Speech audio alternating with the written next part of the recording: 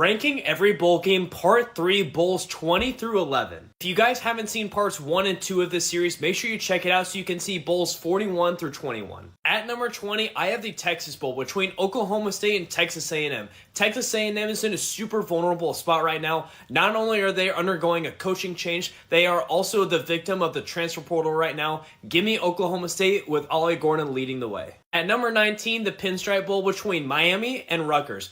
Miami is in a very similar spot to Texas A&M. They're also the victim of the transfer portal, and this Miami team did struggle mightily at times in the 2023 season. I like Rutgers here. At number 18, we get the Duke's Mayo Bowl between West Virginia and North Carolina. North Carolina not having Drake May is going to be a huge hit. On the plus side, though, this game will be played in Charlotte. I do see West Virginia running through North Carolina coming out of this bowl game with a win. At number 17, we have the Liberty Bowl between Iowa State and Memphis. On paper, both these teams play really good on the defensive side of the ball, struggle more on the offensive side of the ball. I like both these teams to outperform the regular season numbers on the offense, and I like Iowa State in this game. At number 16, I put the Fenway Bowl between the American champs SMU against Boston College in a future ACC showdown. I really like SMU here. Boston College, yes, can play well against Florida State, but they've also lost to teams like Northern Illinois at the beginning of the year. Give me SMU. At number 15, one of the most intriguing bowl games, in my opinion, the Pop-Tarts Bowl between NC State and Kansas State.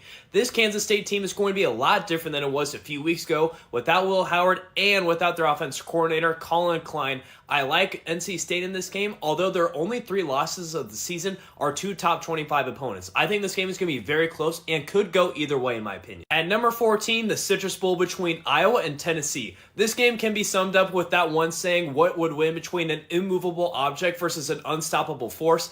Tennessee's offense averages 31 points per game, and Iowa's defense allows only 13 points per game. Something is going to give, and I think Tennessee is going to outscore Iowa in this one. Give me Tennessee. At number 13, I have the Kira Bowl between App State and Miami, Ohio. Miami, Ohio is the reigning MAC champs. They play really good complementary football, and they're going to be going up against an App State team who doesn't make a whole lot of mistakes. I suspect this game is going to be very tight. Could come down to the last few minutes, but give me Miami, Ohio. Side note, I think this is going to be the best game of the first day of bowl games, December 16th. At number 12, I have the Las Vegas Bowl between Utah and Northwestern. Northwestern has one of the most underrated stories of the entire year, with David Braun, first-year head coach, getting Northwestern to a winning record after a 1-win season last year. I do think Kyle Whittingham gets his Utah team ready to go, and I think Utah beats Northwestern in this bowl game. The last bowl game in this part 3 is the Tony the Tiger Bowl between Notre Dame and Oregon State. If both these teams were coming ready to play with all their coaches and all their players, I would be incredibly excited for this game.